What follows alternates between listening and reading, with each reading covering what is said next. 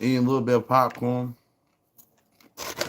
My fat ass always chowing on something late at night.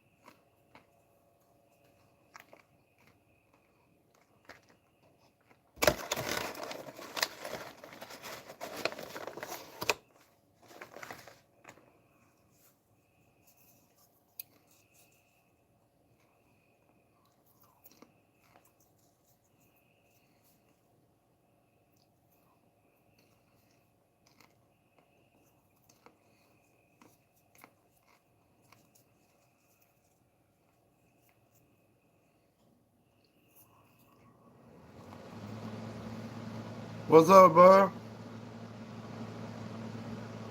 Hope whoever you are, I hope you're having a good night tonight. I'm just chowing on a little popcorn, waiting on a few people to get in.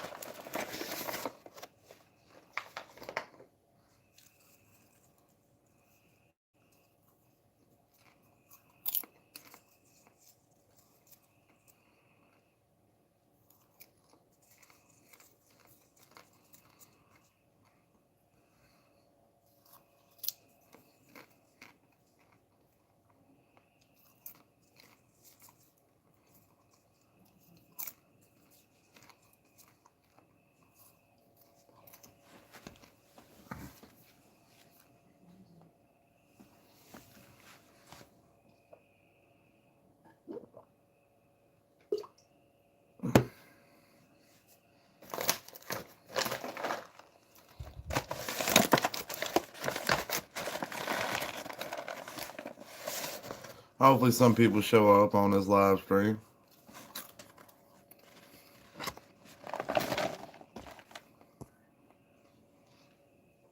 Sometimes it does give people a problem like that, J-Dog. But what's up, man? I'm doing good. How you doing tonight, man? Eating a little bit of popcorn.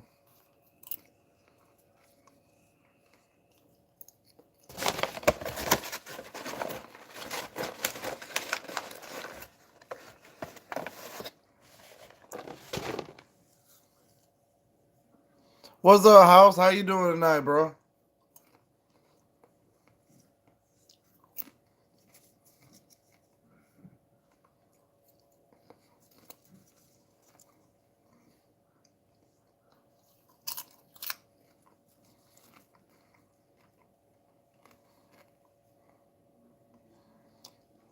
Cereal sounds pretty good. I'm eating popcorn right now. I was beginning to think nobody's gonna show up on the live stream. Yesterday's live done really good. Tell your son I said, what's up?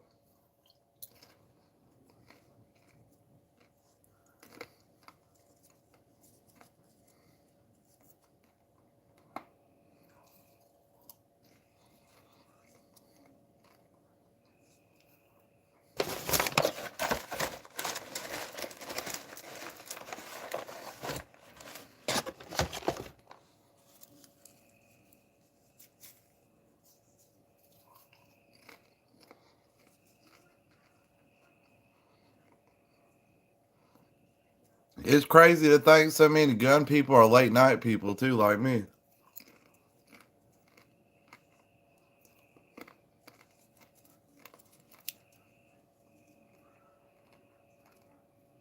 That's what's up.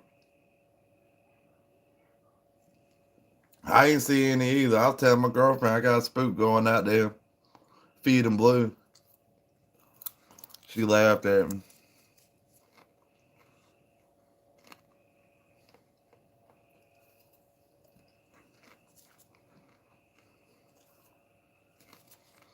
I'm gonna finish this bag of popcorn. I'm gonna quit shoving my face, y'all. I promise.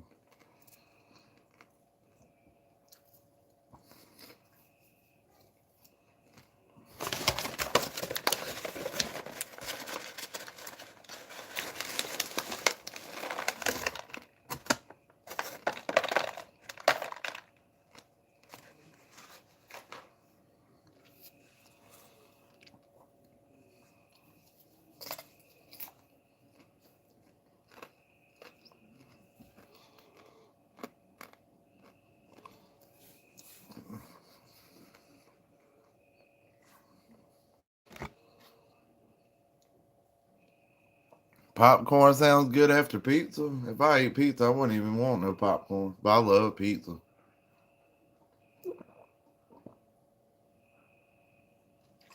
Golly, I guess I got a drinking problem. Shit went all over me.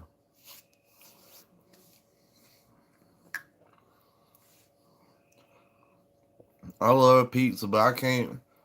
It's hard to find the frozen pizza now because I don't eat pork.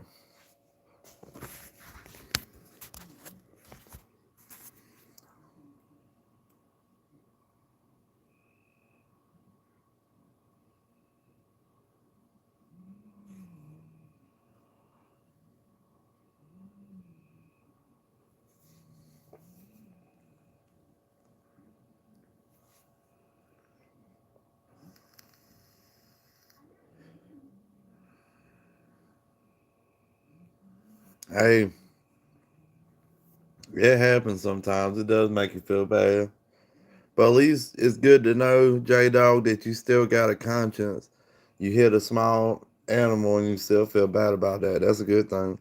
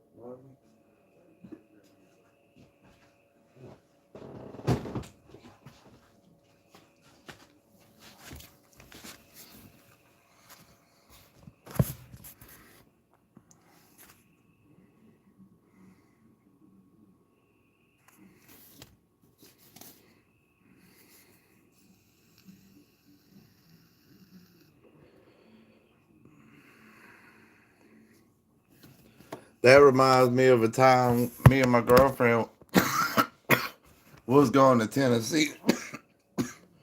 First time we went to Tennessee on our own. And we was on the way there, we was almost in Tennessee, and we hit like a road where it wasn't kept up, like it's pretty much started to turn back into like gravel. Then the road did turn into gravel. Then the road turned into dirt. And we was in the middle of nowhere. We ain't seen a house in a few miles. And we get to the end of the road. And we lost signal. It didn't tell us whether to turn right or turn left. It's like 3 o'clock in the morning. So we was sitting there talking and was like, I feel like Tennessee would be to the right. So we agreed to take a right. We going down this long road, no houses, nothing for a long time. And then I see a house up on a hill with lights on. And then below this hill at the road, there was a possum just sitting in a puddle of blood, just with his like skull missing, and you could see his brain out the top of his head, and it's just sitting there, standing up, like just waving back and forth a little bit. And there's no one around, nothing, no like tire marks spreading the blood or nothing. I don't know how that possum lost the top of his head. And I was gonna get out and put the possum down, and my girlfriend was like, no, something ain't right about this. So we went up the road a little bit more and we turned around and we came back, and that possum was still there. And we kept going and kept going. And eventually we found out if we would have just took a left, like 5 minutes down the road, we'd been in Tennessee. But that was a really weird situation to me.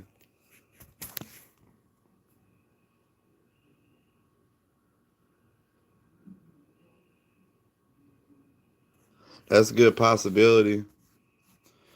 I believe I seen was a mountain lion on the back roads in Tennessee late at night one time.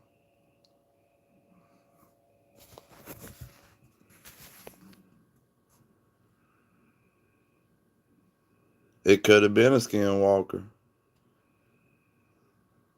It was like, oh, see me out the window. It was like, let me climb down and become a bloody raccoon real quick. Catch this fat man.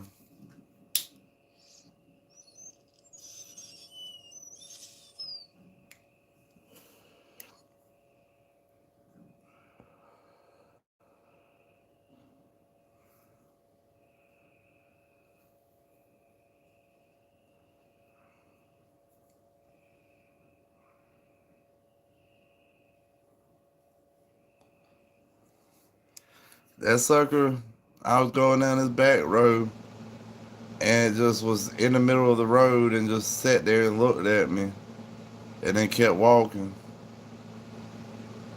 I believe it was a mountain lion.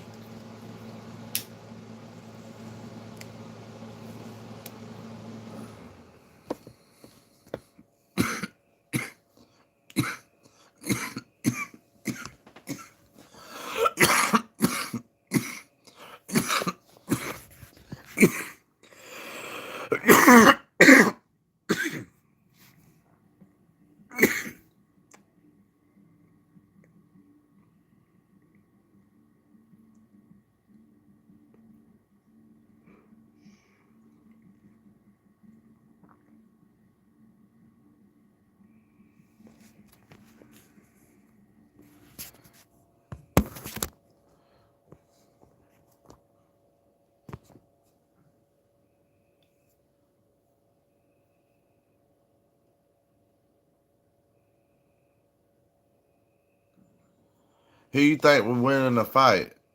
A mountain lion? No, no, no. A polar bear or a hippo?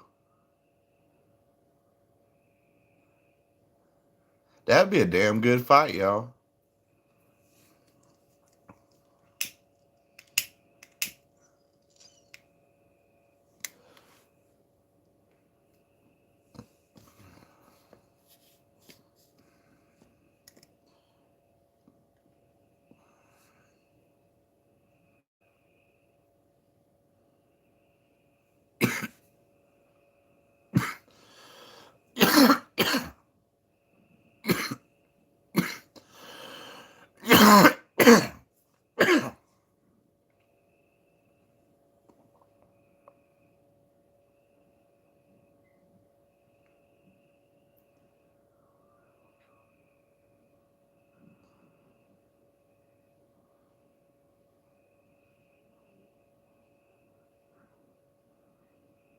I can tell you about the possessed truck.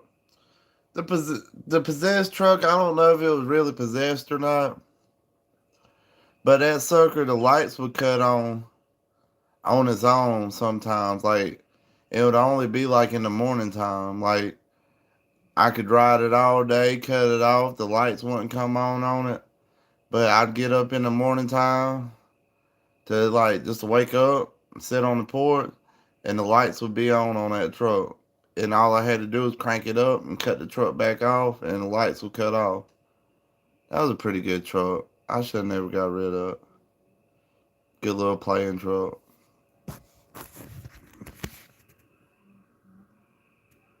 Yeah, it wasn't a very eventful story. And then sometimes the truck would be dead for no reason at all and wouldn't crank. And then it was weird. But when it ran, it ran. What's up, Seth? How you doing, bud?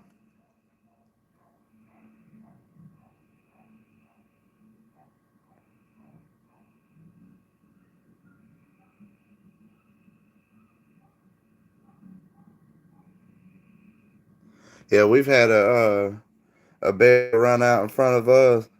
First time we went to Sumter National Forest, a bear ran across the road real quick on us.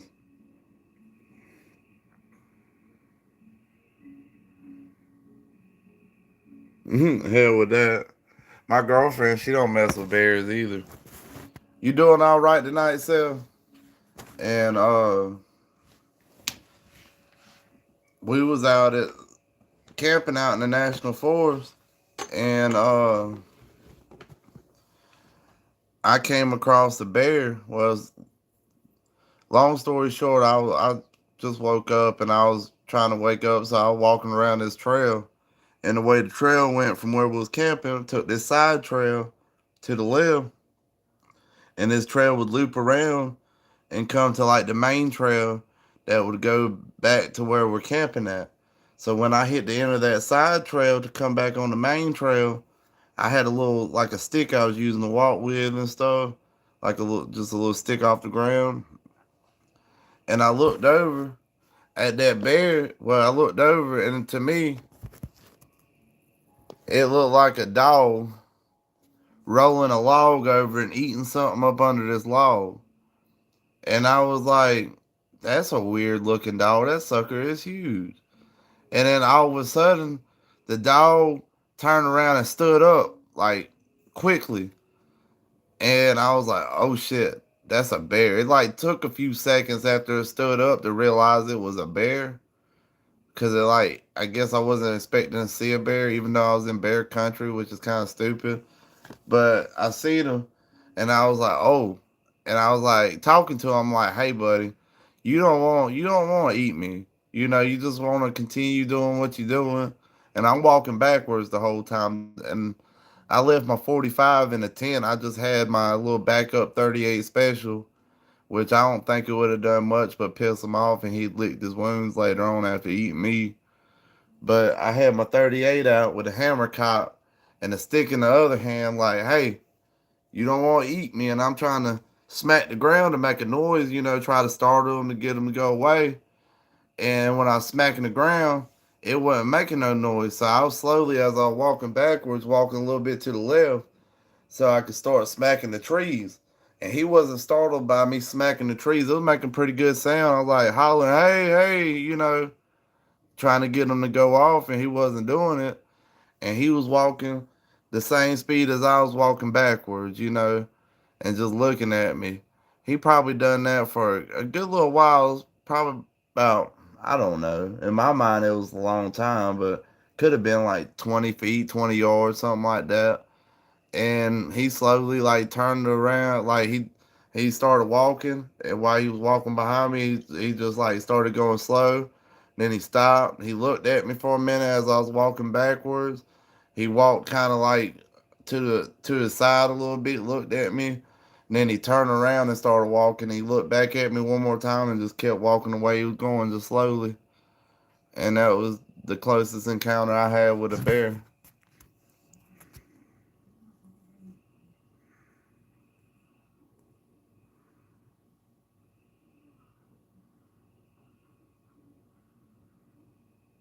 Yeah, them on foot encounters ain't that fun.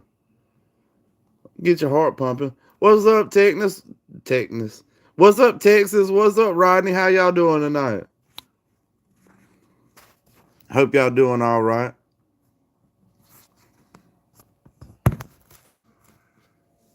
I'm fascinated by bears, though. My girlfriend thinks I got a death wish for deadly animals, but I find bears very fascinating.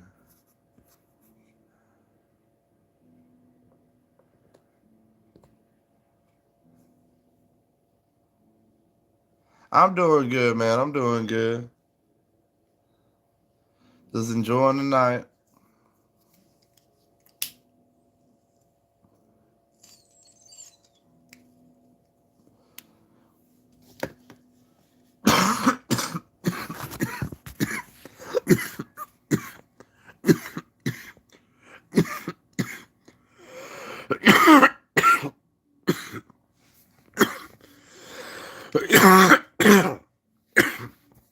Man, I'm glad no skinwalker got my ass either, man. I know one thing. Even though a bullet couldn't stop him, it wouldn't stop me from trying. I'd give him everything I had, then throw the gun at him.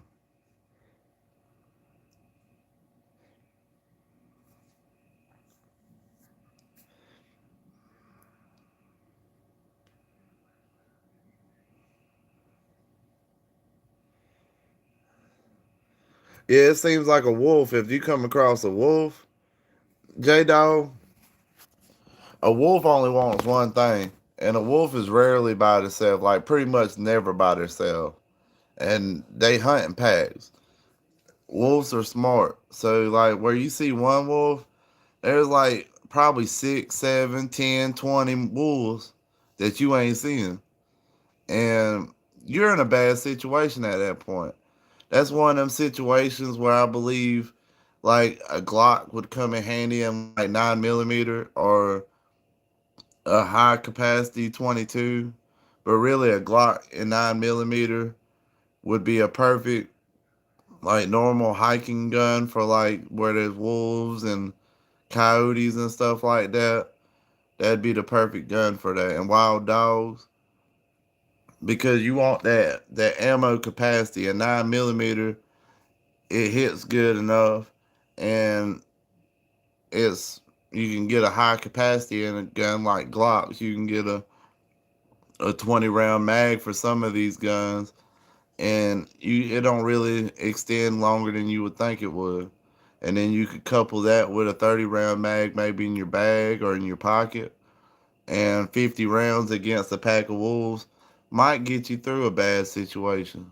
Plus, if you ever got stranded, you have them rounds to like for defense, for eating, to find you some food and stuff like that. But I'm not a Glock fan at all.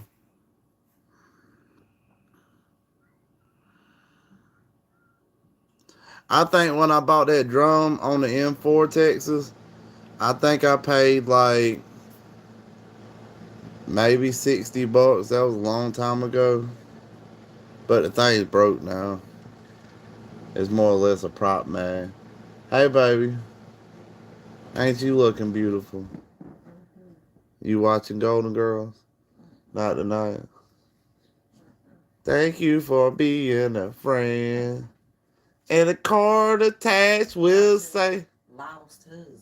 lost husband. You got a lost husband? No, that woman's husband died of heart. Oh man, that don't sound fun at all.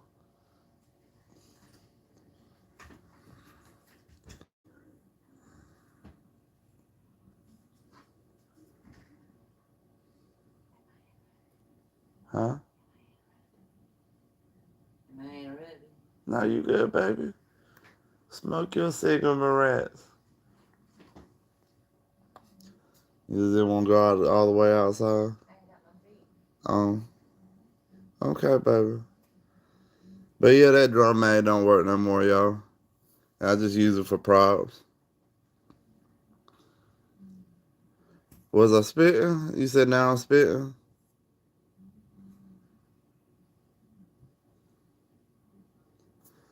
A Glock and 10 millimeter.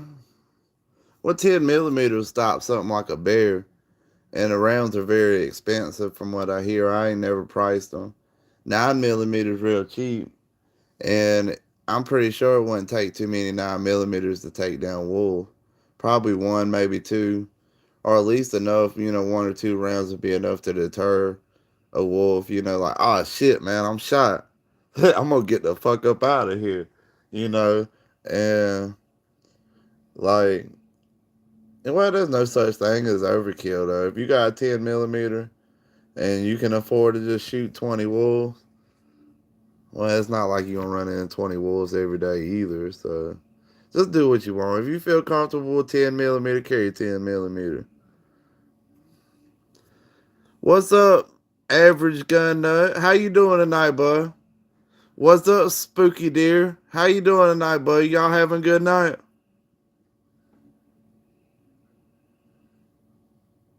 Oh, okay, you're on your own channel. Well, how you doing tonight, Sel? You changing up name? Nah, I've never had a Glock. I've shot several Glocks before, Rodney, but I've never had one.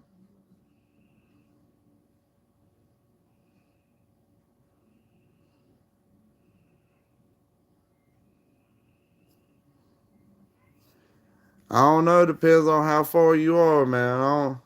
I ain't never done no collab.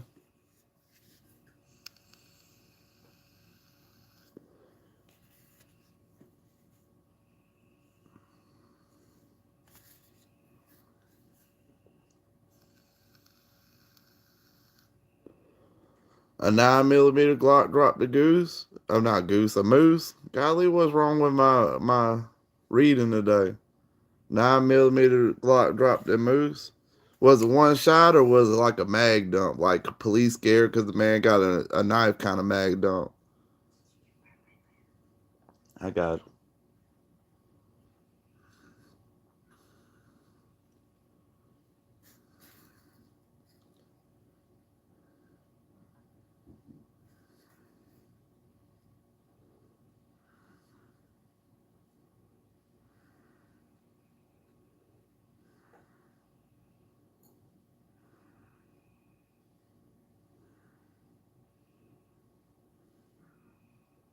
FBI puppy mag dump. ATF Chihuahua barking mag dump. We live pretty far apart, but we could do a live together. I just found out, and it was one bullet. We could possibly do a live together. That sounds pretty cool. I don't know how you do it on the YouTube live stream. I don't know how that works. Guess I have to tinker with it more. Huh? I said tinker. No, you said tinkle. Tinker. You said tinkle. She wants to kind of stay out of them, and it's kind of safer for everybody if I try to leave like family and stuff out of my videos. I got a lot of people that really dislikes me for my videos, and you know, so just out of safety and respect, y'all just get a voice here and there.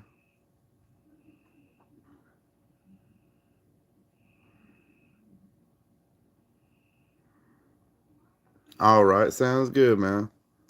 We'll try it out.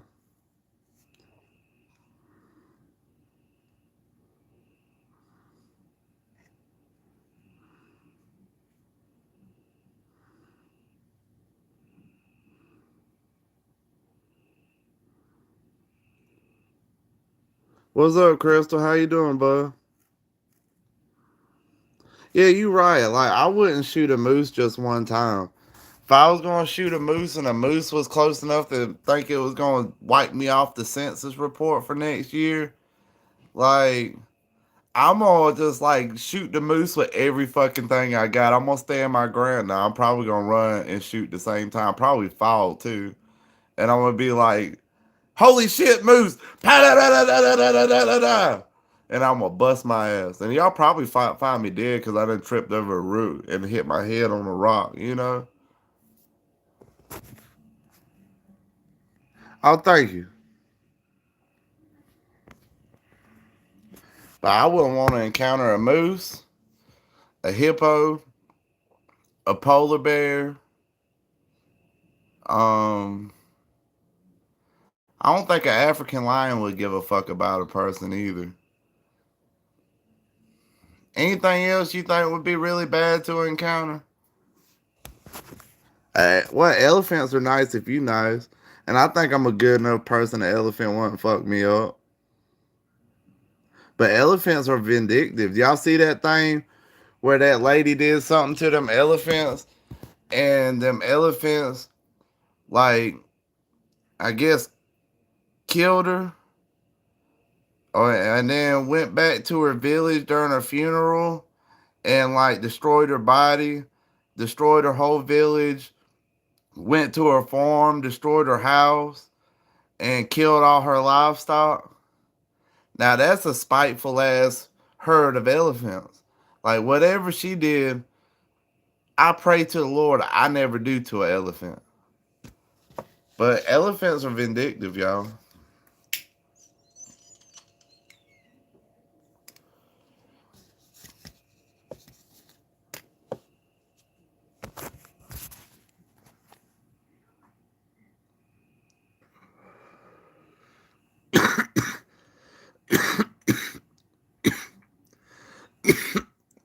Well, Texas,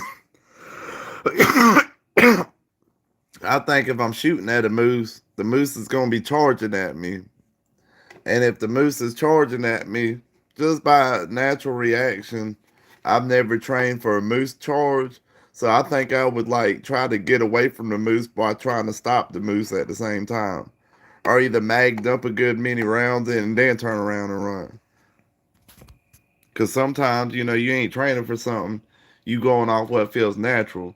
If something that runs super fast and is just a walking around brick wall killing machine, I think my natural instincts is to just try to take it down and then get the fuck up out of there.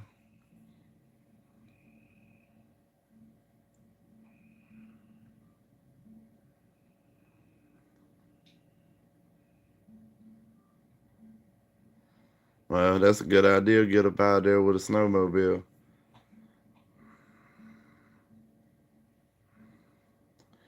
I think mine doing pretty good today. Is it kind of spotty to y'all? Oh, it was only one elephant? Elephants don't forget.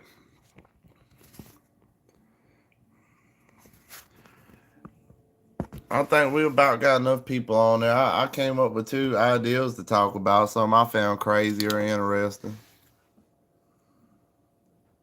Uh,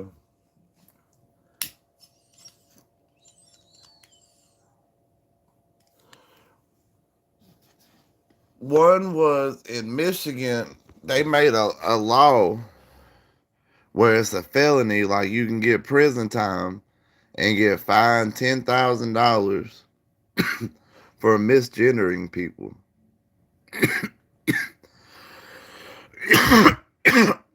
So say you at the store or something, and you think this is a guy at the cash register giving you change back, and you say thank you, sir, but he really wanted to be a man. He can call law on you, and you can go to prison. By the way, this sounds ain't that crazy?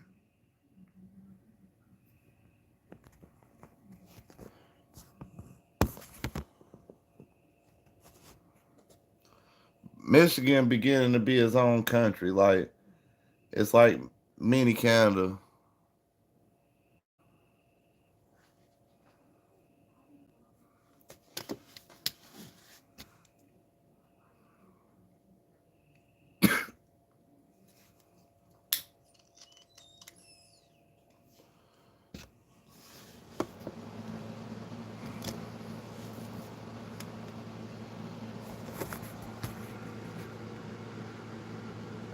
It's just weird, and like sometimes I've been at stores and stuff, and somebody say something, and I'd say, uh,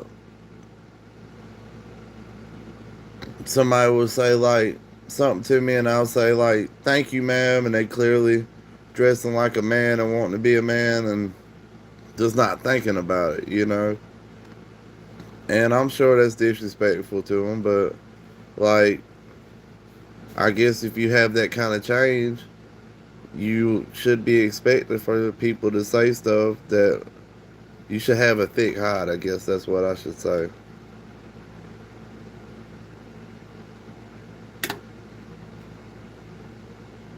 Yeah, I'm not sure either. I thought I heard it was a whole herd of elephants. But elephants are like very intelligent. Like elephants, like where there's a carcass, an elephant carcass laying on the ground.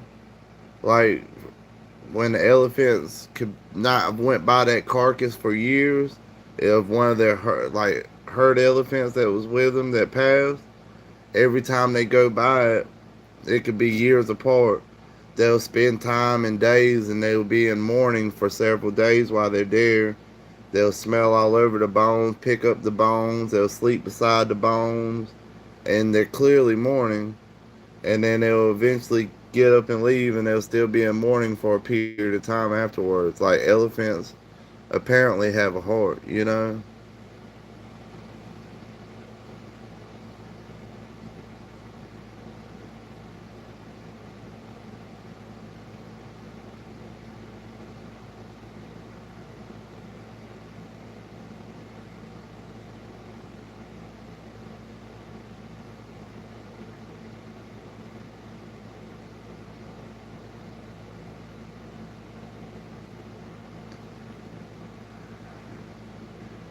It's like, yeah, Smith and Matheson.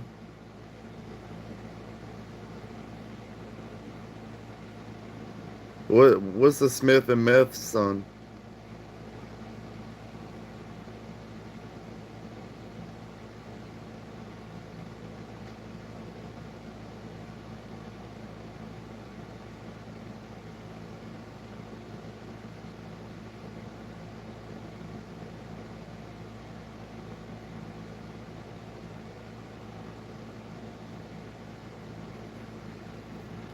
They don't want you to have a different opinion in Michigan.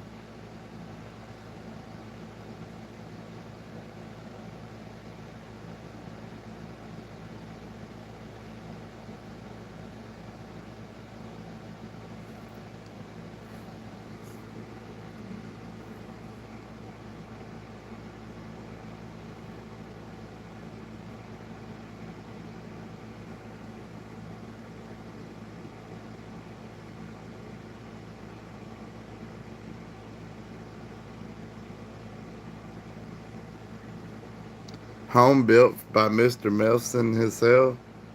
Who's Mr. Melson?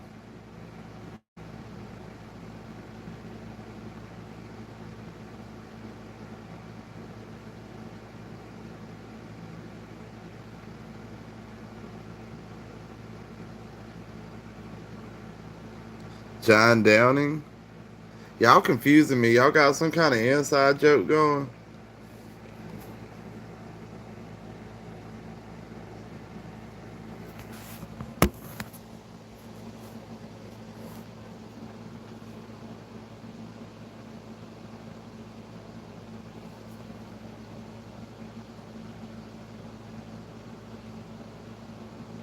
Junkie guns?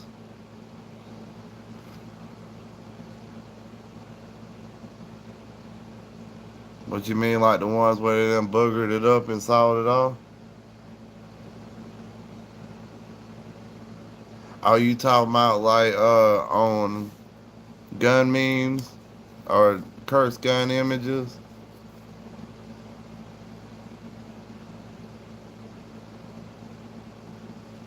Have any of y'all ever owned a junkie gun or a curse gun? I know I have.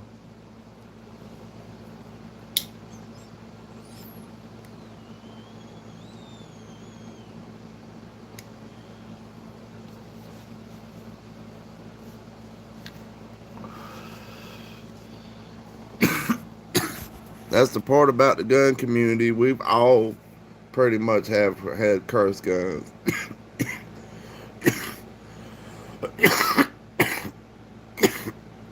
I had a little 22 revolver.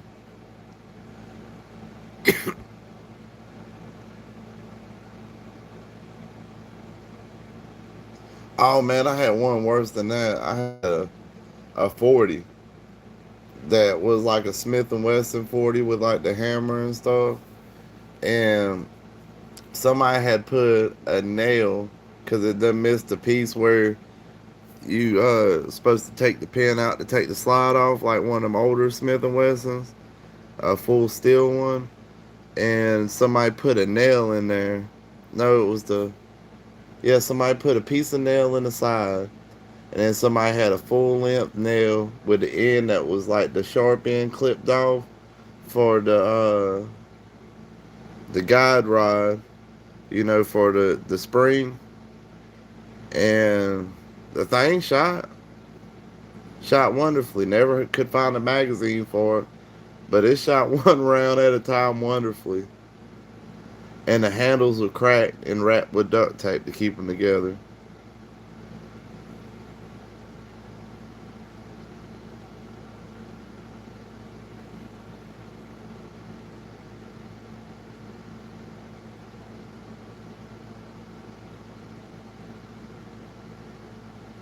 You had a revolver, you had to pull the hammer back to let it go to fire it. No trigger. Dang, that's crazy.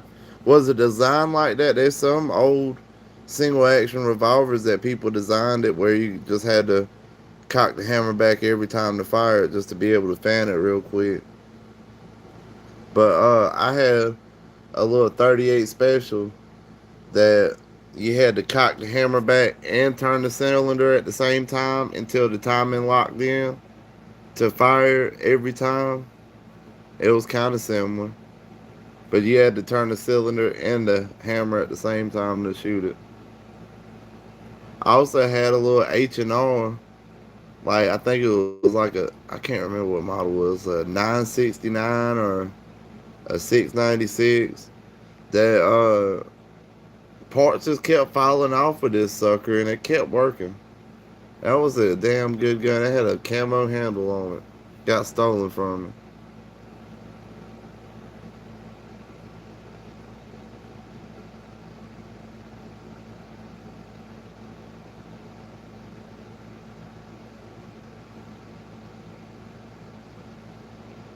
What was you trying to lighten the trigger on?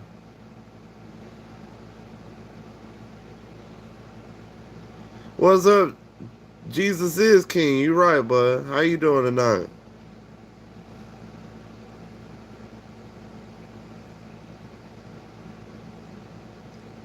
Chicken soup pretty good, especially if it's homemade.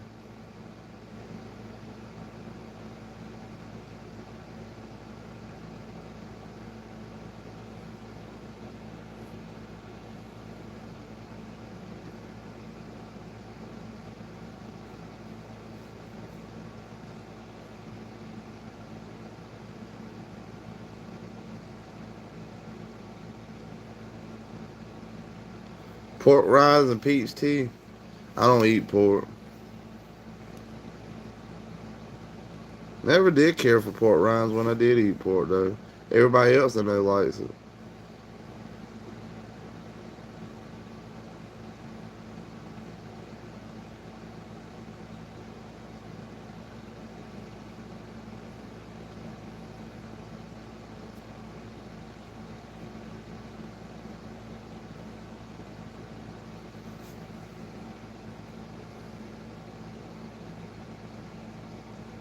I've heard a lot of people say good things about them canics. I heard they a little high priced though.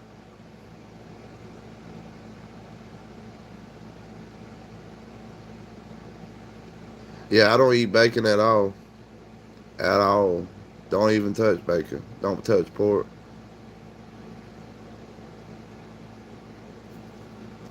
Don't eat pork and I don't drink. Don't eat scavenger animals.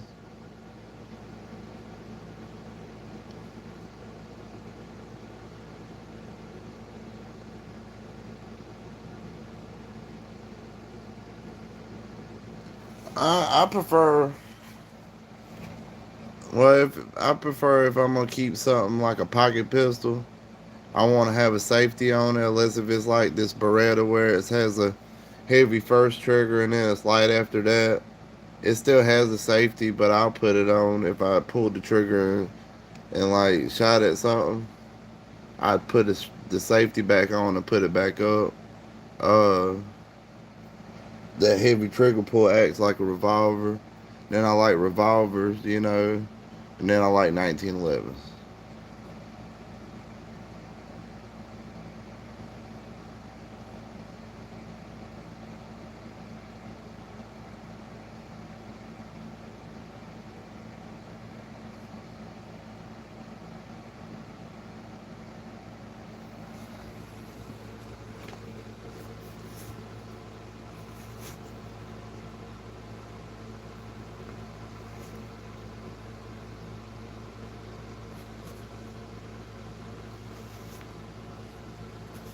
Well, if you don't want to carry one in the chamber, and you have to carry appendix, or that's the most, I guess my redneck term, the most bestest way to do it, I'd get a revolver. I know that sounds fun as shit, but I'd get a revolver. And if you worried about the round going off, why it's fully loaded, like the hammer sitting on that live round, and for some reason you think that pin would cause it to go off even with a drop safety, uh, I would take the one out and cowboy load it. 5 rounds in a 6 shot, 4 rounds in a 5 shot. That way you could pull it out quicker. Close range, you don't need that many shots. Most self defense fights happen within 7 feet.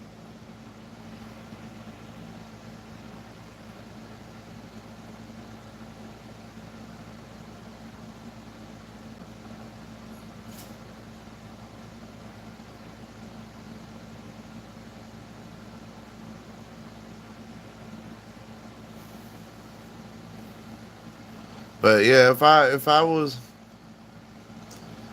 to carry appendix, which I'm a big boy, it's not that easy with hammer fired firearms to carry appendix.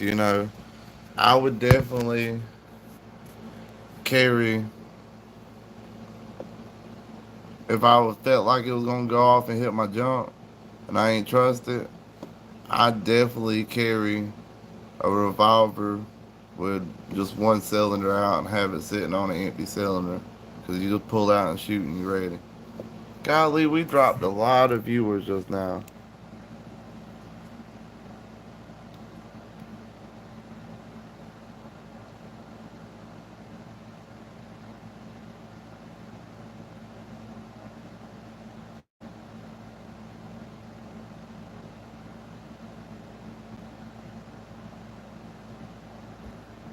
Great minds think alike. I guess South or average gun nut now.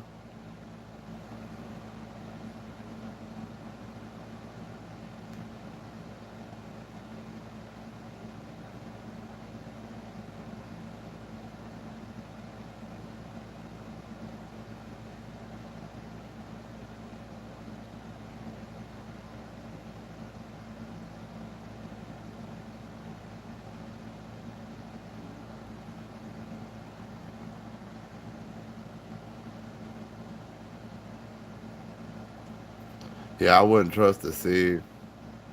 That's just my opinion. I wouldn't trust the Sig from what I've seen. And I fully trust my firearms not to go off. Like, I keep my Beretta little 21A fully loaded in my pocket all day, every day, except for when I'm at work. If I'm carrying my 38 is never unloaded, just like my Beretta. When I'm carrying it to go with my 22, it's never unloaded. It's on my hip. And when I carry my 1911 the same way, it's fully loaded, ready to go, but it's on my hip as well, or in the shoulder holster.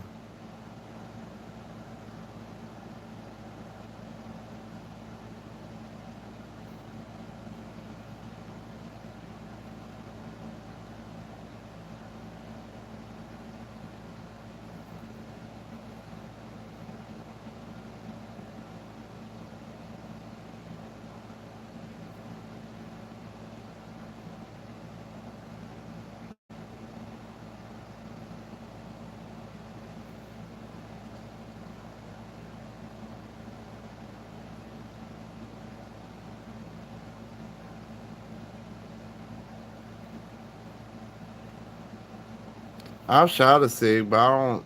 The trigger wasn't good enough for me to remember how it was. Now in polymer frame firearms, I think the best firearm I've shot, the nicest trigger on them, just real smooth and kind of light for a polymer gun. I thought the G2Cs, the Tauruses, were really nice for the price too. Like it was a good gun, better than Glock.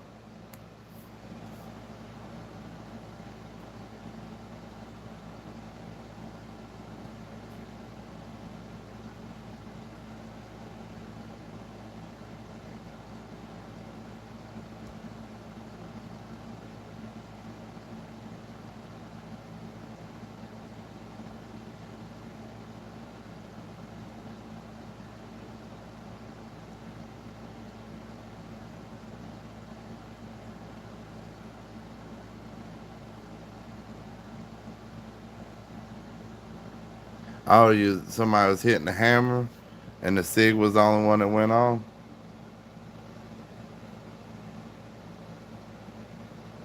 You think the G2Cs are chunky?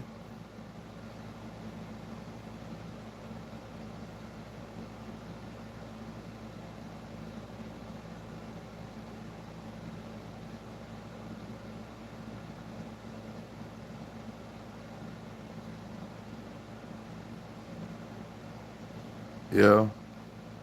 You can look up with the serial numbers and see if there's been a recall on your Sig though, just to be sure.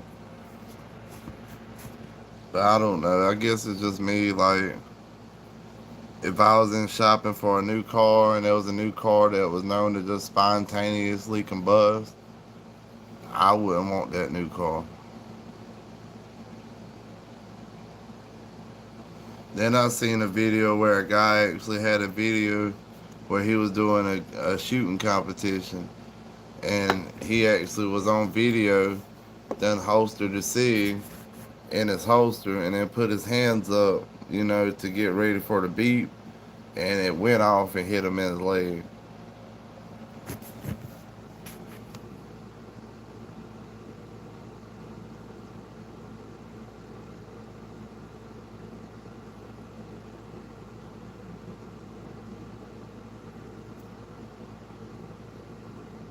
Oh, my Rock Allen has a really good trigger pull. I love them Rock Allens out the box. I could take up a little play out of it if I could find somebody to do it, like make it where it would go. Well, I kind of like to play though a little bit. Where you got the little bit of light travel before you hit that wall.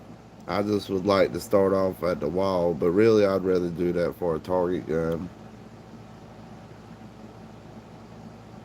You right, every gun maker does have limits. I bought a brand new Mossberg shotgun, and I had to buy a new trigger assembly to get the gun working out of the box because I don't want to send the gun back to nobody.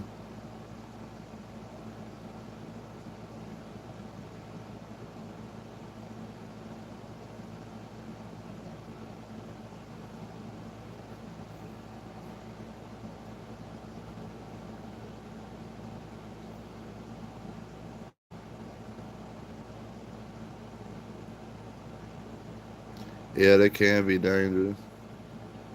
Them people who customize a gun, like you can lighten the trigger pull so much on 1911 where you could cause the hammer to fall forward. You can't go wrong with Rock Allen. That's why I went with the 38s, the Rock Allen 38 Special. That Model 206. That thing has a beautiful fucking trigger. That Rock Allen. Or was you talking about my 1911? Yeah, the 1911. Now that Rock Allen 38 Special. Man, that trigger pull is nice. It's just like almost just like that Colt Detective I used to fire.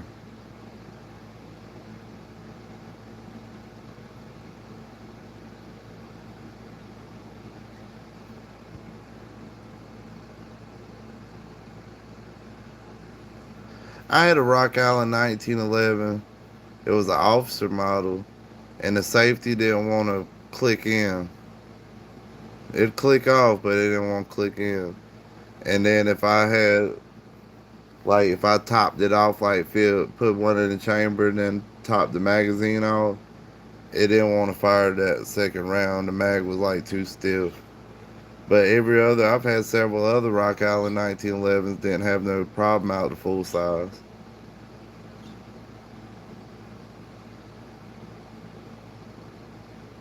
Never had a problem at all out of Rock Island full size 1911.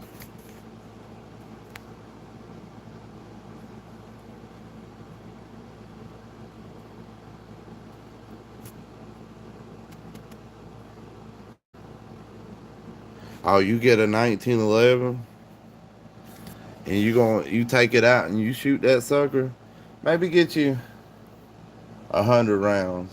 You put a good, let's see, you put a good, say 25 rounds out that first box on just some targets and stuff, and see how well you can hit it, get comfortable with it. That next 25 rounds, you're gonna play with it and you're gonna see how easy you hit them rounds in there or them targets. And then you're gonna be in love with that gun. You're gonna keep them other 50 rounds in case you ever need them, and then just buy like that. But you'll fall in love.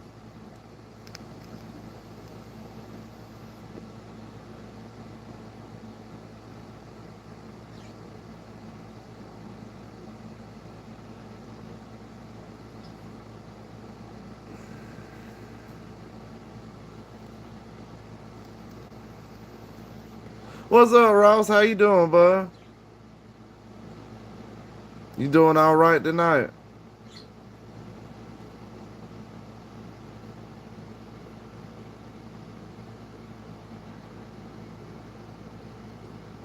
I bought is ATI. That's American Tactical, ain't it? I bought one of their 1911s before, and that sucker was like wasn't all that reliable. Certain magazines it didn't like steel ammo at all. I'm glad you made it too, Ross.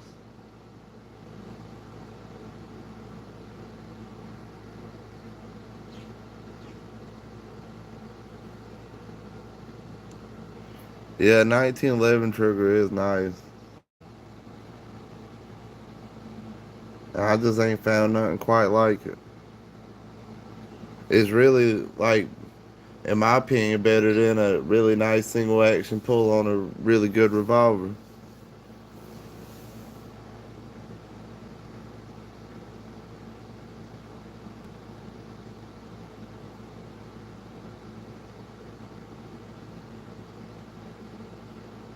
Yeah, I had one Rock Island Lemon too, but it was really, I don't know. I guess they didn't fit the frame right with the safety. But when you find a lemon, you learn stuff from it to look for the next time you buy it. So really, you bought experience, if you know what I mean, Dakota. Because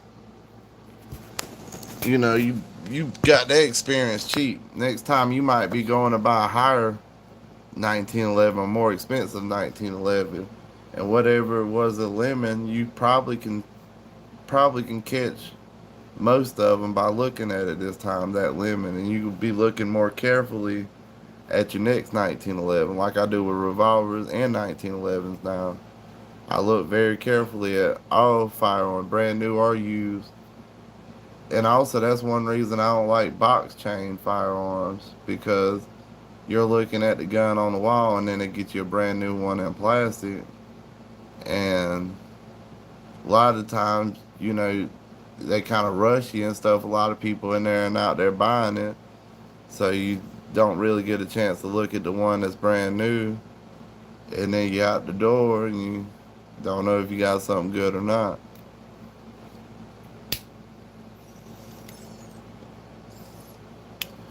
But whether a firearm brand new or used, I inspect it. I make sure revolvers.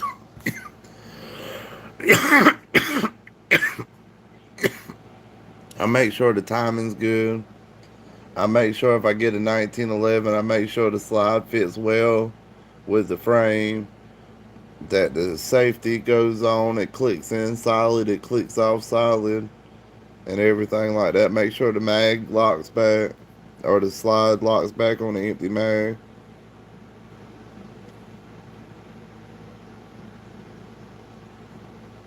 You right with God on your side, you can't fail.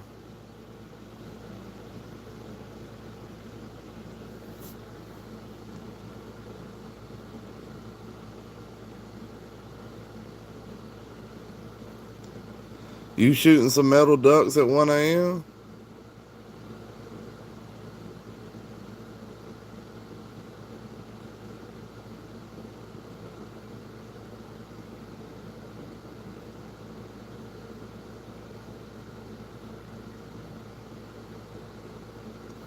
I do like Kimber 1911s. I've never fired one, but I've held them at the store, and they're very smooth, not a sharp edge at all on them. I heard they jam a lot on that last round, though,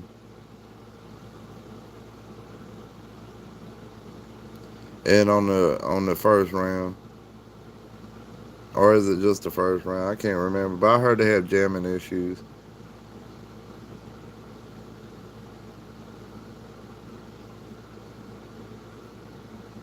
It is. It's really. I think a Rock Island could get more for their firearms if they slowly brought up the price of it, cause you really buying more than what you paying for.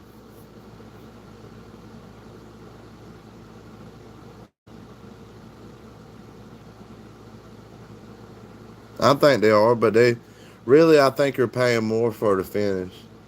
Their finish and the way they smooth out the firearms.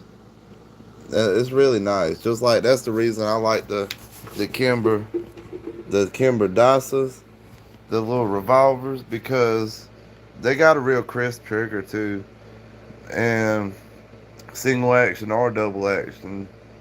But they got a smooth edges. They ain't a sharp edge at all on this gun.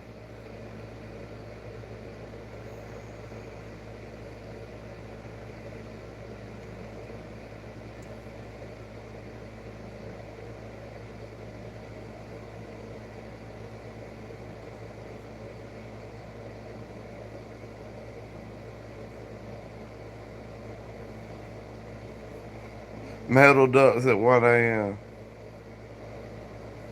America, fuck yeah. Freedom is the only way.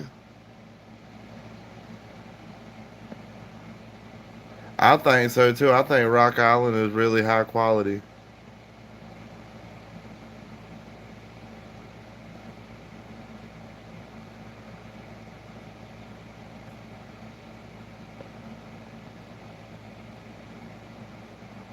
I believe that because a lot of the firearms, like I heard ATI and Rock Island has the same frames. They're just finished other places.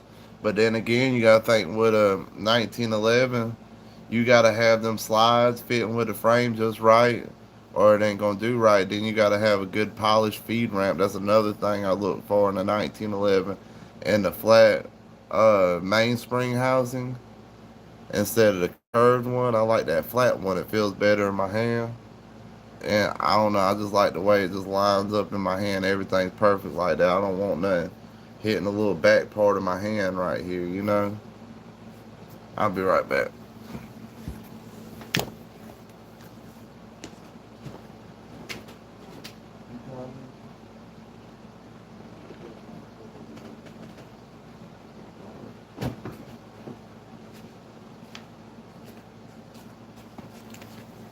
Thought I heard my girlfriend calling me. I guess it was the movie.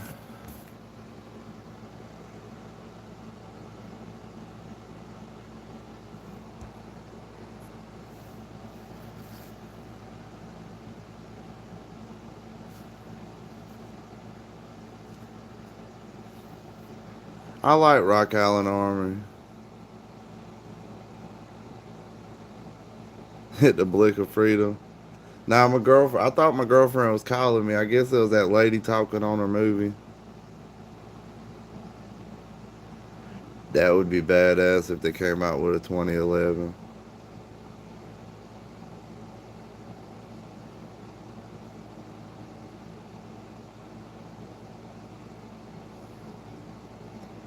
Yeah, I've never shot a 2011 either, but I've seen the thick grips on it. But I like that double barrel 1911 they have. I bet you them things like concrete blocks or them red bricks and stuff.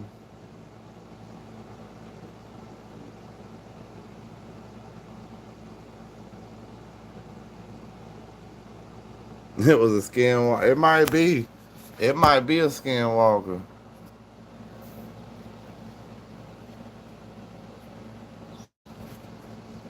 Let me go get my silver and dip it in white ash.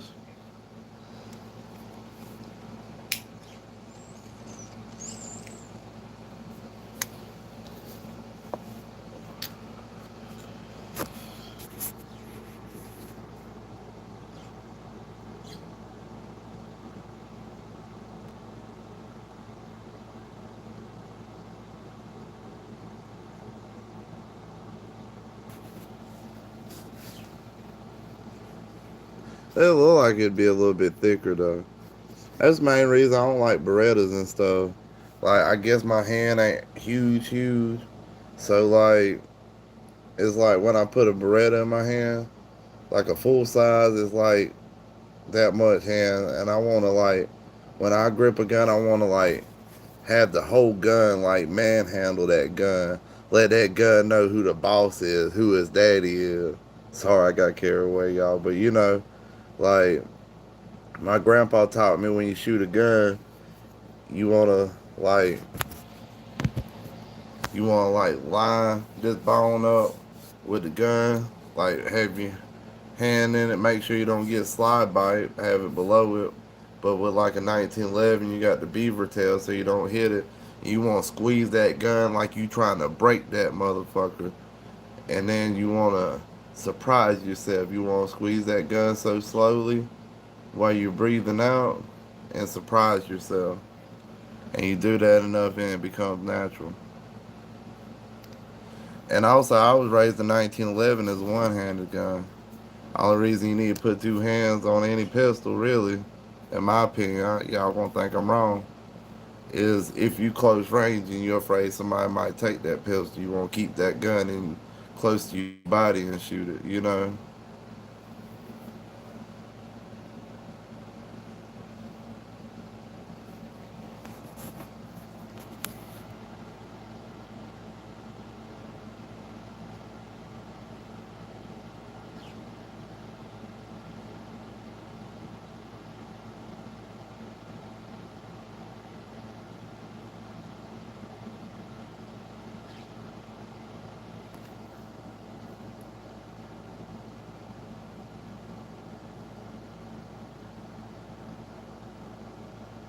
Them 1934 Berettas are pretty badass.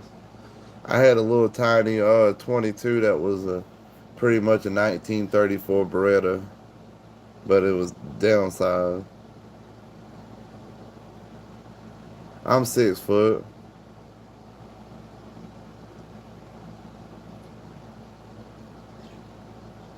6 foot tall.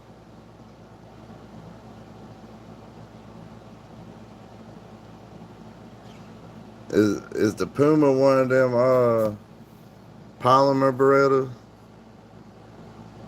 Yeah, I'm 6 foot. Somewhere around 5'11", 6 foot. Yeah, I'm 3 foot tall and I live in a tiny house. You right. I love you guys. Y'all funny as hell.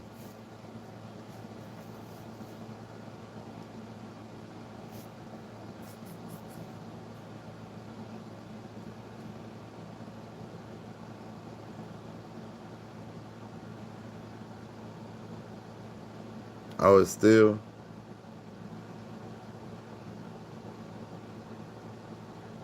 Hey, ain't nothing wrong. It's not the size of the dog. It's the size of the fight in the dog. And really need to be a peaceful person. Just be a good person, nice to people. You know, a lot of people walk around looking mean. Like if you walk around smiling, being friendly, especially in dangerous places, people wondering why the hell you being friendly for. Only dangerous people are the ones walking around being friendly to everybody. They ain't got no reason to scare you. They made like a double stack. I think it's 9 millimeter 1911. That's polymer frame, and it has like a a single action trigger pull, just like the same trigger pull as a 1911, I guess. But I've never fired one. They also have a 1911 that's a double barreled 1911 that either holds like a double mag thing or two separate 1911 mags, and it looks so badass. I'm pretty sure they don't make those no more. I need a Gatling gun.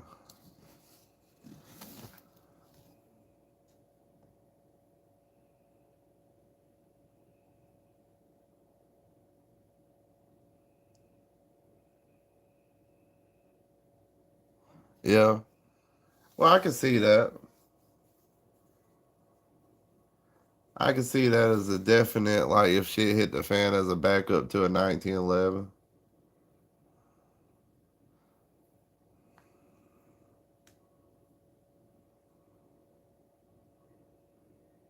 Nah, I don't have any hunting rifles.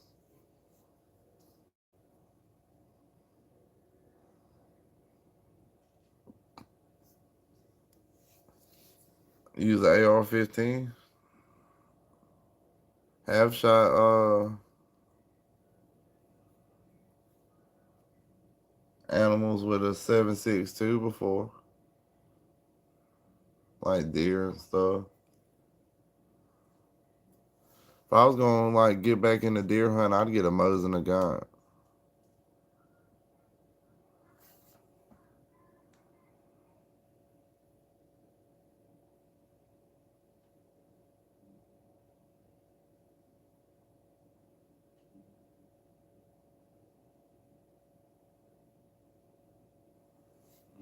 I ain't never been in the scope firearms, but I'd like to get a Mosin and a gun that won't blow up on me like the one I bought before and burnt my arms a little bit.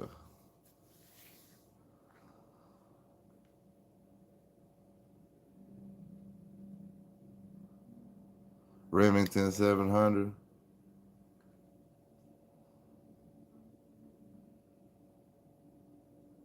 Yeah, they do. And the caliber goes through brush pretty good and keeps it about where you're shooting at. Them 7 millimeters I hear pretty good too.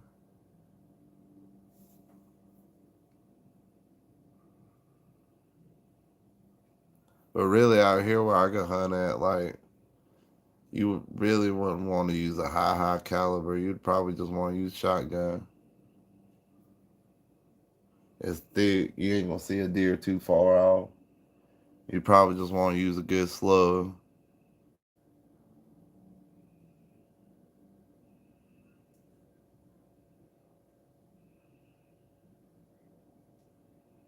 Golly, that's high.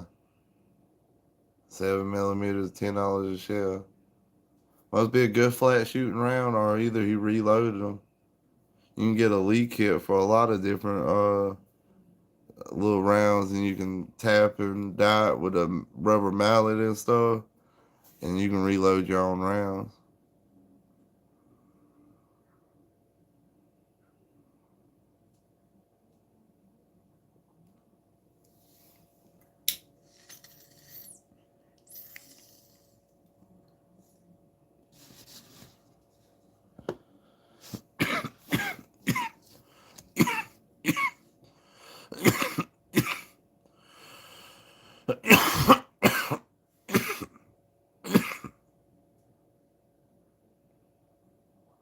Well, 270 is illegal to use in warfare against the law, the rules of the Geneva Convention, because it says it leaves a mean bullet cavity.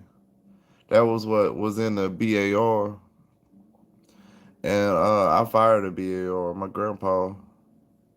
Used to have one.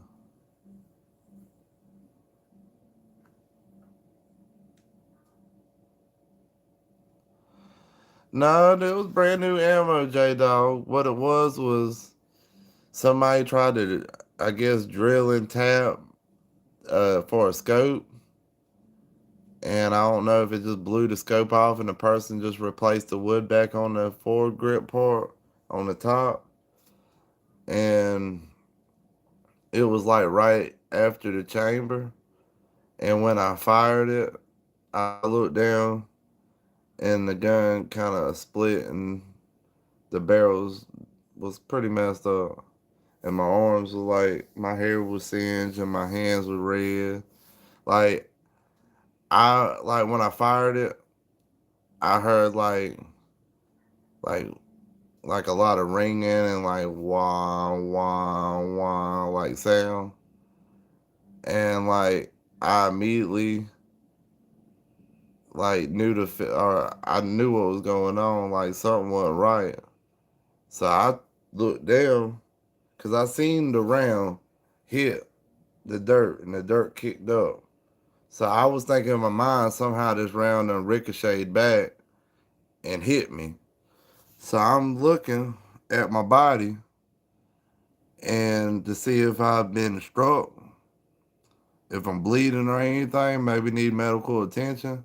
I was very disoriented and I looked down and I seen the barrel was destroyed and I knew exactly what was wrong there. So I went and returned the gun and then went to work. It was a very I had to get my nerves settled first, but and I worked second. But yeah, I just had bought the gun, went home, fired it, brought it back, destroyed, got my money back, and went home. And then got dressed, went to work.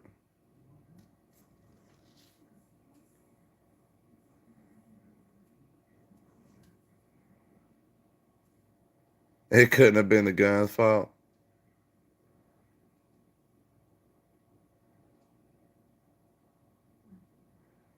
I've heard of the 220 Swift.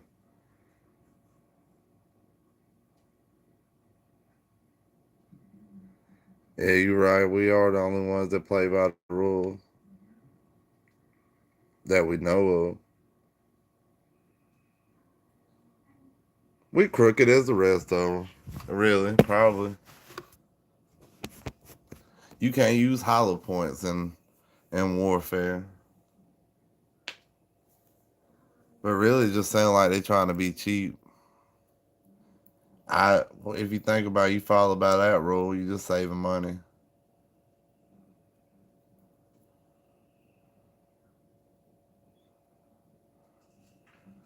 What was it in World War II? What was the Russians put cyanide and hollowed out bullets or something? One of the countries did. The Germans or the Russians did.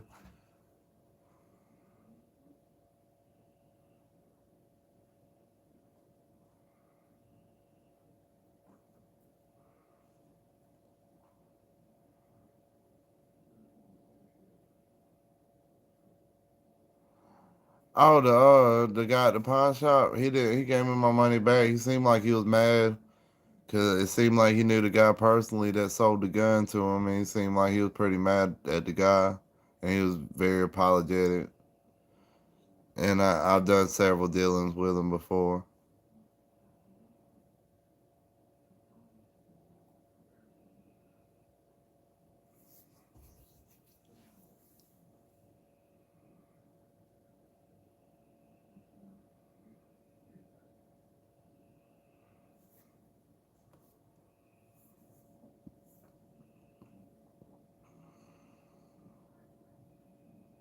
No, I ain't never heard of 204 Ruger before. Is it really old?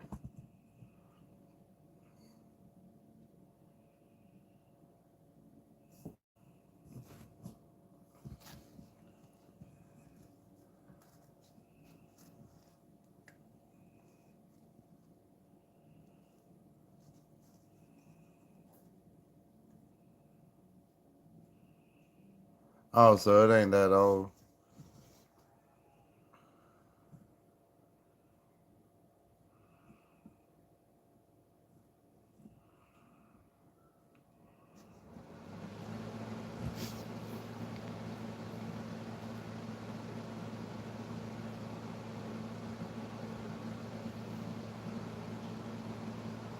I ain't heard of 204 Ruger. Is it easier to find at the store?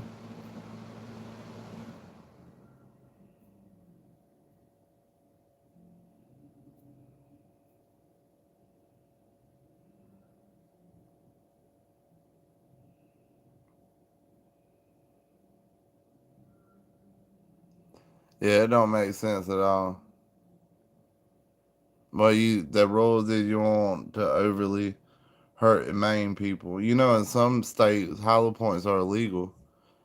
So it's always, and I never do this, so I guess I should, but it's always smart to check and see what the laws are in the states you're traveling in, because you could be committing a felony just by going in certain states with hollow points, even though you can legally carry your gun there. Yeah, I've shot a 6.5 Creedmoor plenty of times. Buddy of mine has a Browning 6.5 Creedmoor, and it's really nice.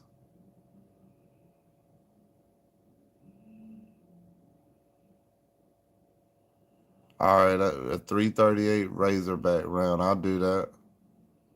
That sounds mean as hell.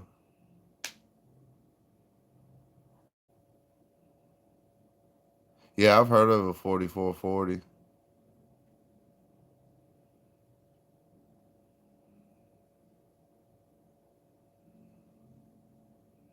That's like that's like naming a round like Super Death times 3,000. That thing sounds mean.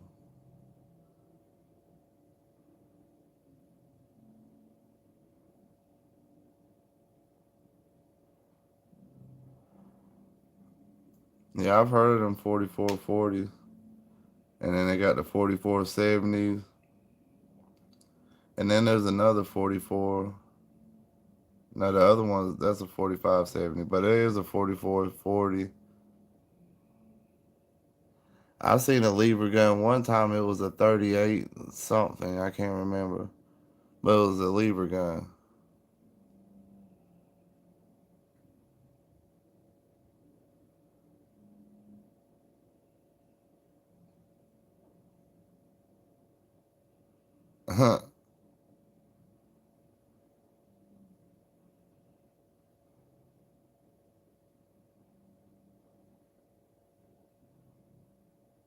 Nah, I ain't never heard of no 638 lot or LOT. I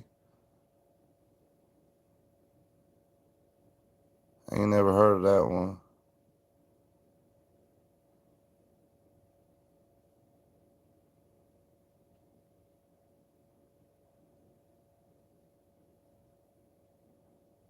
'Have you ever heard of 22 long, not 22 long rifle, or 22 short, but 22 long?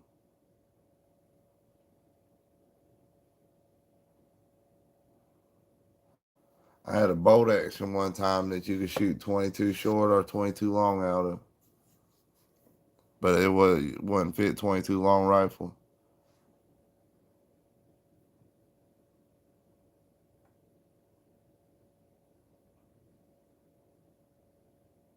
22 Eagle Spit and Loudon boomers.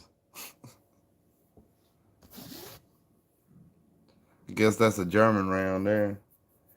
I was reading about how the 22 round started. They started by being a gallery round where they put a like a percussion cap type thing and stuck the round in it, and I guess it would fire like that. By stick hit the percussion cap and the round would go off and hit targets at a little like a fair or something. You know, think of how cool it was back then at fairs.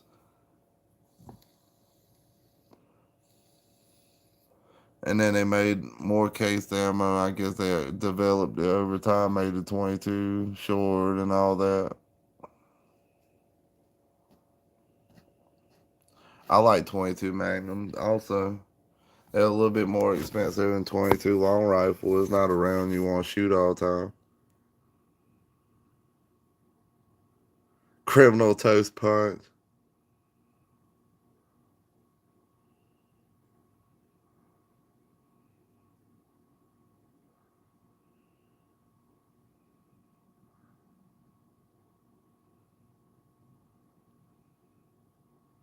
I'm gonna have to look up that Razorback round.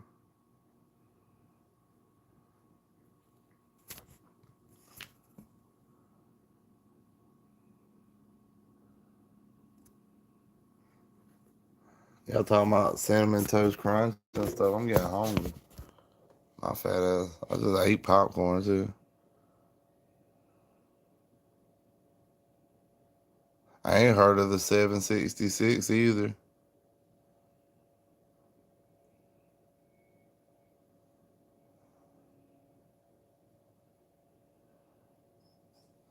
Have you ever heard? I think it's a 45 120.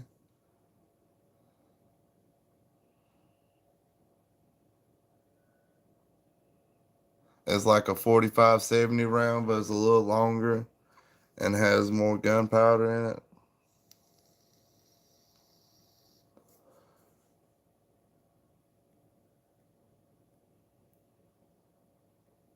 I have to look it up. I think it's called a 45 120. I could be wrong. But they got a 45-70 in there. Supposed to have a bigger round than that.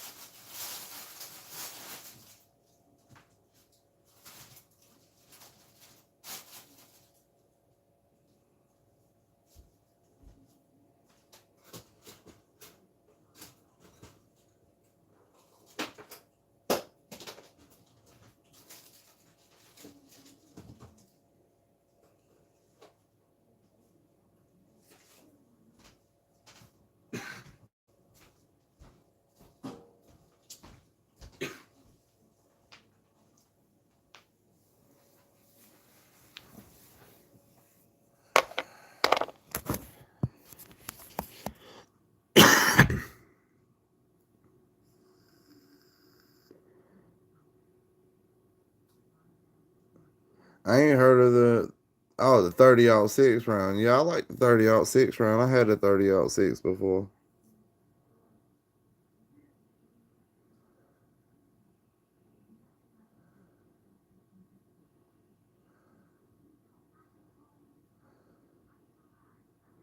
.220 swill. Seems like I heard somebody talking about it's going 4,600 feet per second, being the fastest round.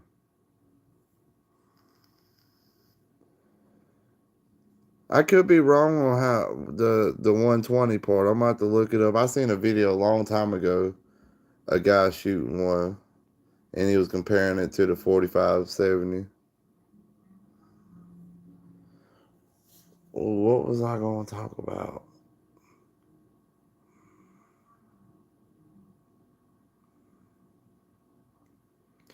Oh, I was seeing a video today where they was talking about the cartel because they saying Coke is the cheapest it's ever been in history. Said it is $14,000 a kilo, and that don't sound cheap to me. But they said that the in Colombia, because of uh the pandemic and stuff, and it was on lockdown for so long, they was expecting another pandemic and another lockdown, so they like upped up their cocaine distribution or the cocaine manufacturing. So they say there's coke everywhere in Colombia. So coke is the cheapest it's ever been apparently.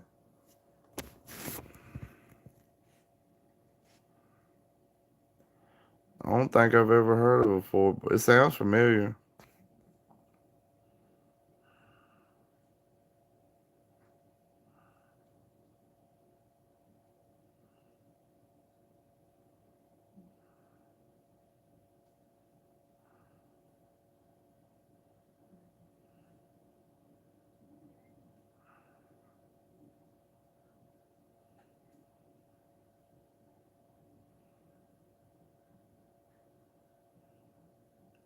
Yeah, it's 30 cal.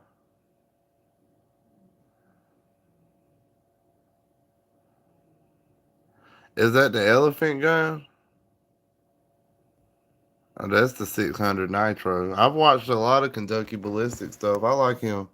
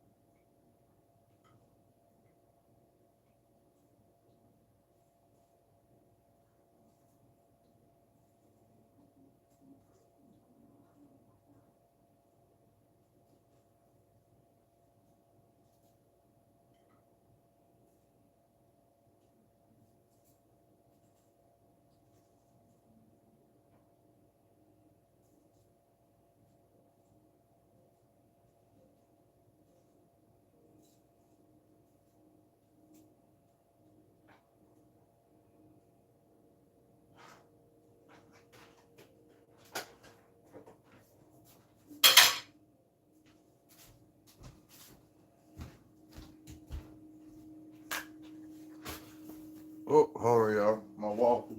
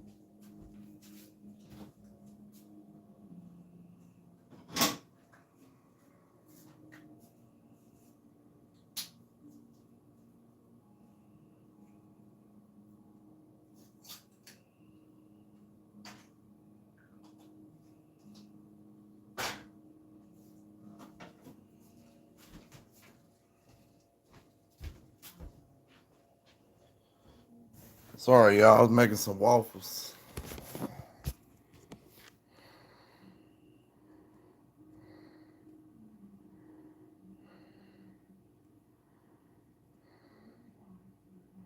There is coke in the White House.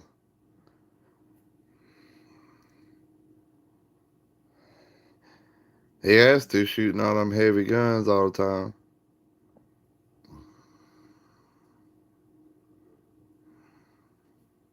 It's no White House.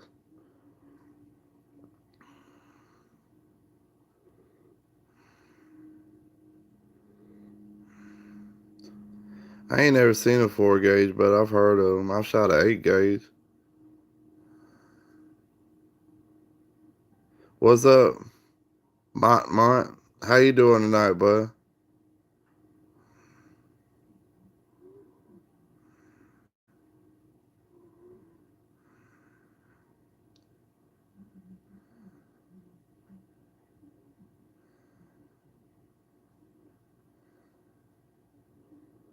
That's crazy. 6'1". You 7'9" for real? That's tall as hell, J Dog.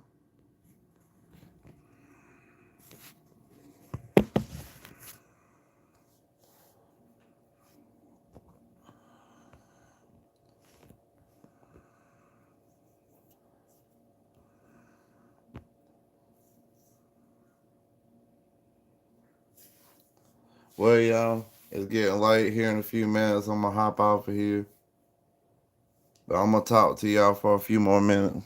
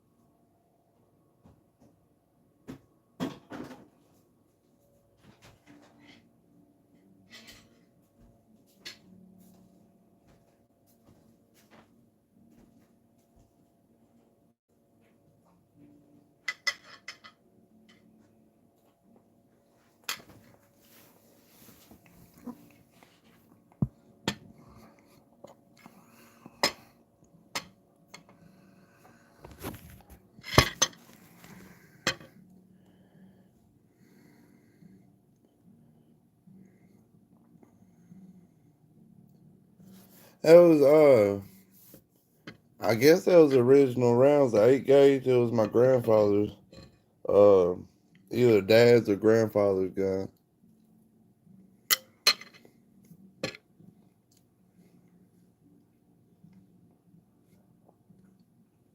Thanks, man. I wish you and your family the best. I keep you in my prayers. Have a good night, bud.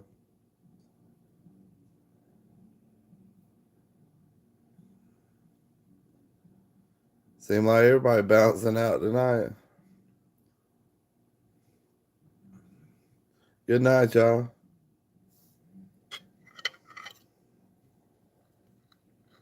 You still here, J Dog? You holding on firm?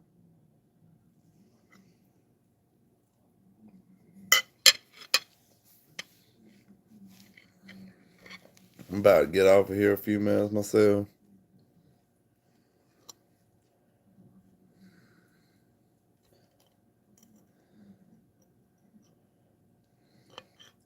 Much love to you too, Self. I hope you have a good night, bro.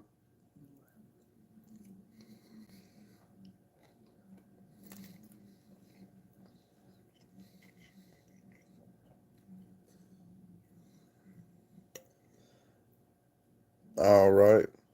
You be good, man. Be safe. I wish you and your family the best, man. Have a good night, man.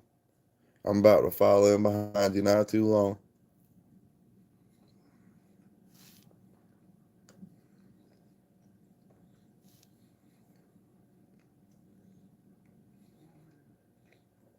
Yeah, watch out for them skinwalkers.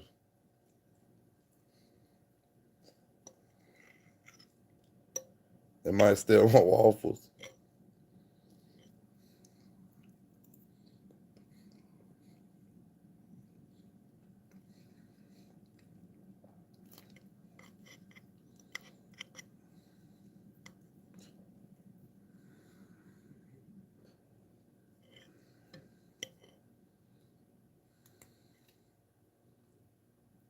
Don't steal the waffles. What's up, Tricks? How you doing, bud?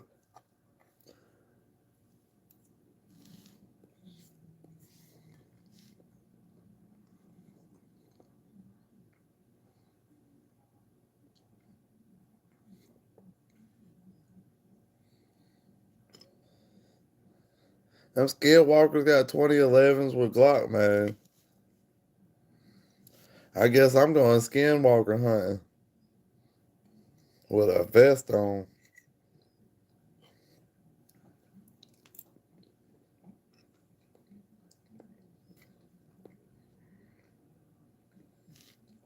I'm glad you're doing good, bud. I ain't gonna be on much longer tonight.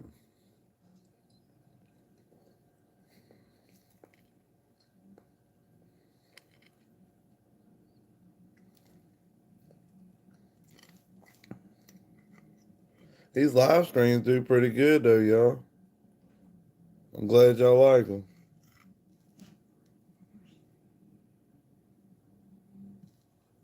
Stay up to 2 at least. All right, I can do till 2.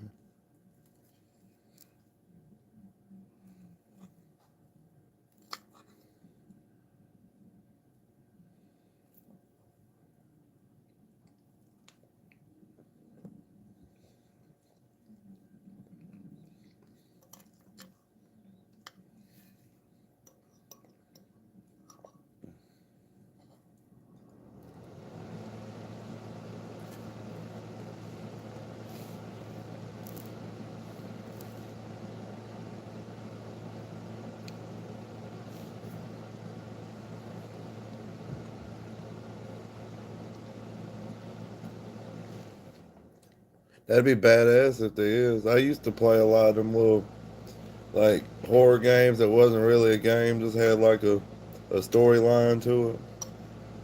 That was pretty fun.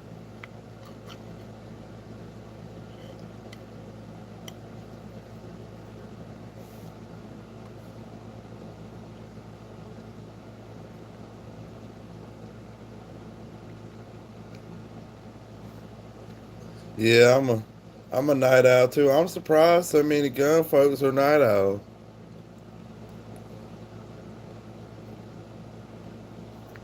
338 Razorback. I'm gonna do that.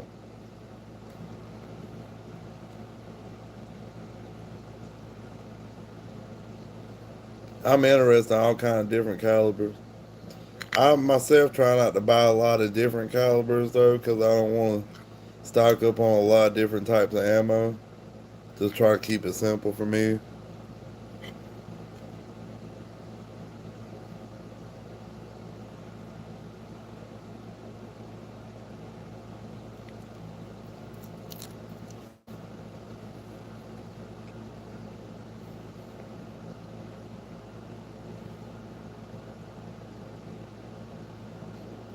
I don't think I've seen a 44 mag being fired at night, but I do like shooting at night because, I mean, you can't do it because it's against the law. But when I've done it before, you can see the fireball come out the end of the gun, and it's so satisfying.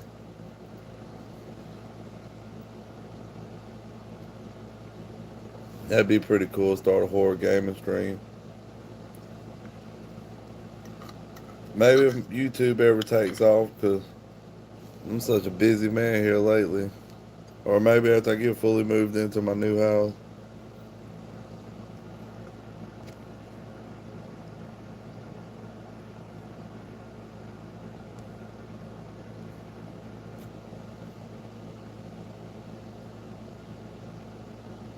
But I bet you that AK pistol had a good little fireball, didn't it?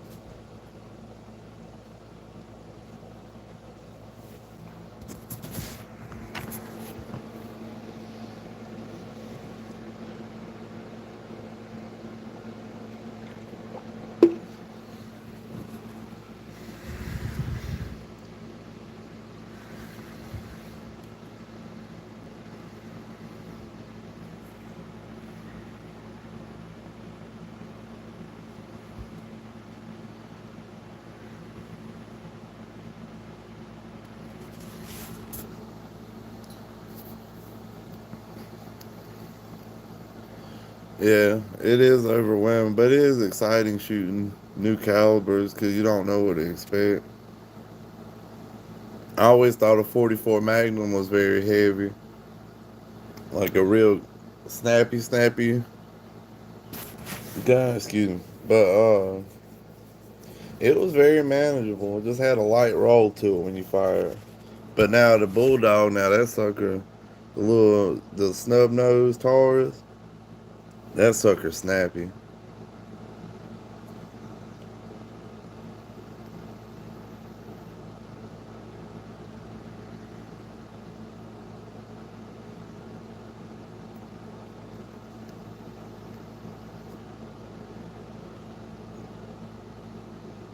That's crazy.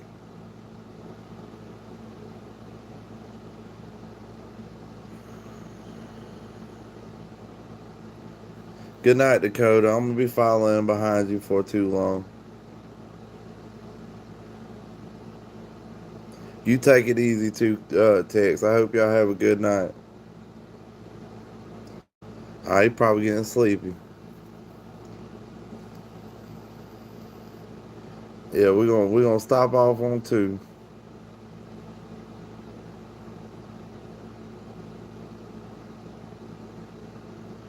Man, you didn't pick that up. That's a good deal.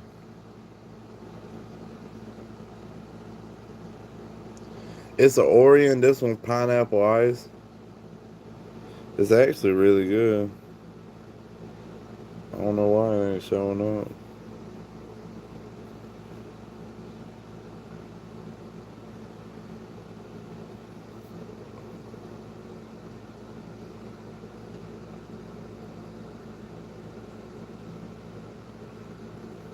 but it's pineapple ice. It's really good.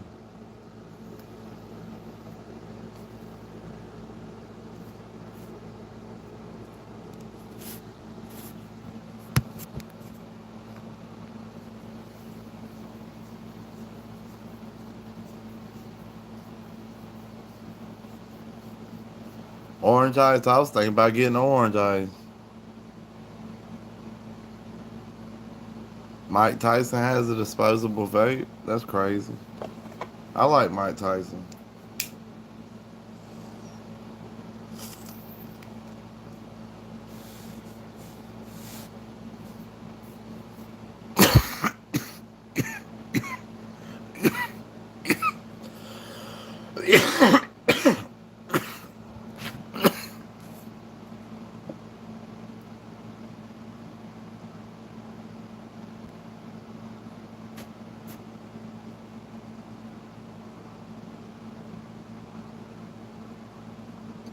Yeah, I don't like none of that super sweet flavored vapes. I don't want to wake up in the morning and have something super sweet.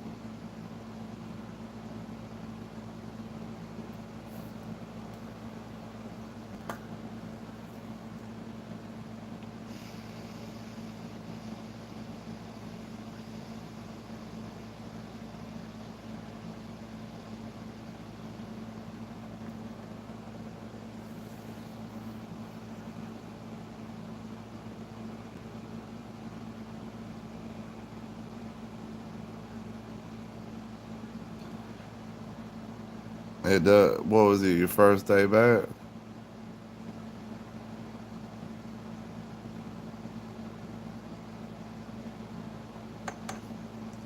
I got this whole week off myself. Don't go back till Monday.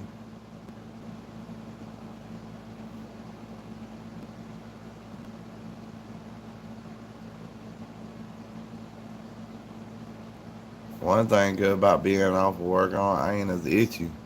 Like everything itch. My ears itch, my nose itch, all that cotton and stuff.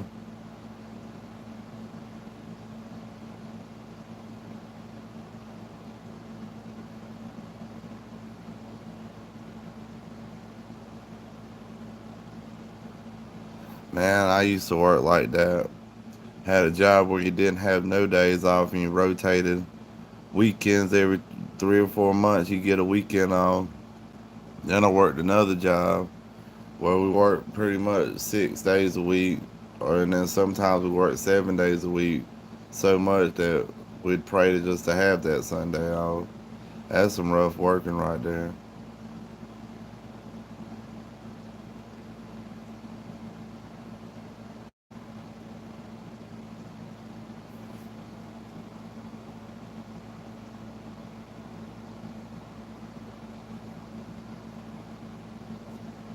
Heck, every time I was working like that, I didn't care about the money. I was just trying to get some time off.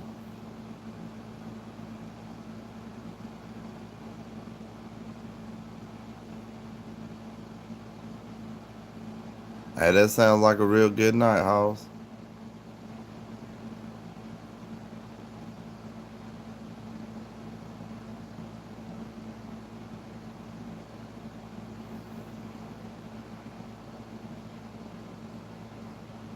That sounds like a pretty fun job, but I guess in this economy, not a lot of people wanting to pay to like get their car a little cosmetic done to it, make it prettied up. A lot of people worry about how to pay that car bill now. That's why I try my best not to get any kind of loans. I don't believe in using credit.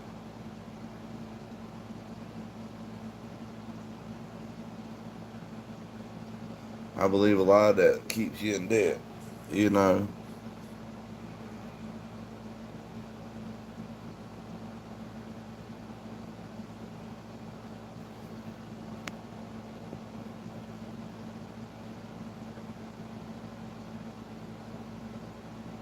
But I do like them nice cars. They look nice. I ain't never been too big into them new trucks.